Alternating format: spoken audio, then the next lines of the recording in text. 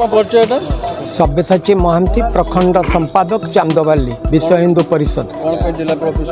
जिलापाल पाक गत 17/10/2024 मसीह चांदोबाली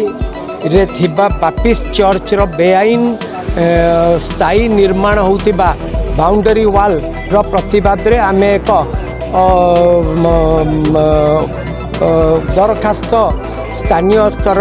तहसीलदार एवं एजुकेटिव ऑफिसर सहित भद्रक जिलार कलेक्टर एवं सब कलेक्टर उद्देश्य देला परे सेठिकार काम बंद रही एवं ये जो जिनस आम पुनर्बार गत जो शिवरात्रि समय रे वर्तमान पुणी थे से जो बाउंडरी वाल निर्माण चली जोटा कि वर्तमान आम पुनर्बार स्थानीय तहसीलदार एवं स्थानीय तहसीलदार को जनइबा परे कलेक्टर ग्रीभांस जो आज चली से ग्रीभांस रे आम समस्त विषय रे कलेक्टर अवगति निमंते दरखास्त दबा सहित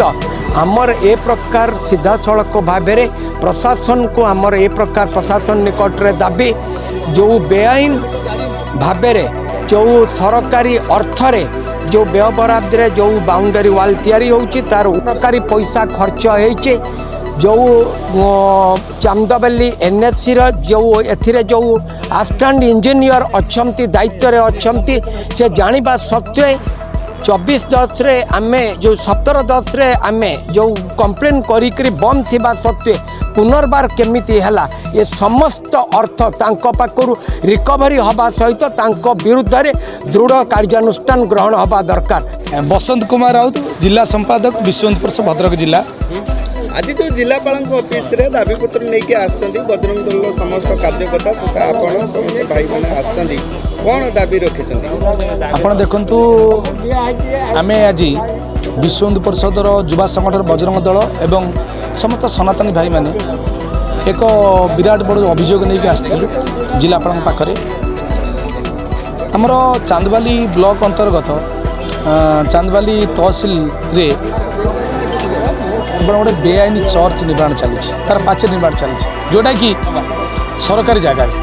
एवं ताकू सरकारी प्रोत्साहन भी दि जाऊँ तार विरोध करी आमे जिलापाल महोदय आगे दाबीपत्र रखिलु एवं जिलापाल महोदय आमको प्रतिश्रुति देले 7 दिन भितर यार विधिवत व्यवस्था करेंगे आम भी आज कहीदे आपण गणमाध्यम जदि यार विहित व्यवस्था न करती से उच्छेद न करा हुए आपण भावुवे निआटा कूड़ा आरंभ है परवर्ती पर्याय समग्र भद्रक जिले में ये निआ विस्फोरण हम। मो नाम मधुस्मिता महापात्र मो विश्व हिंदू परिषद गोटे आईएम दुर्गा बाहिनी जिला कोऑर्डिनेटर अच्छी आज जो दाबीपत्र अच्छी से आमर चांदबाली प्रखंड रे गोटे बेआईन भाव में गोटे आरंभ होती चर्च निर्माण आरंभ होती से चर्च निर्माण को बेआईन भाव में जमी आरंभ होती सरकार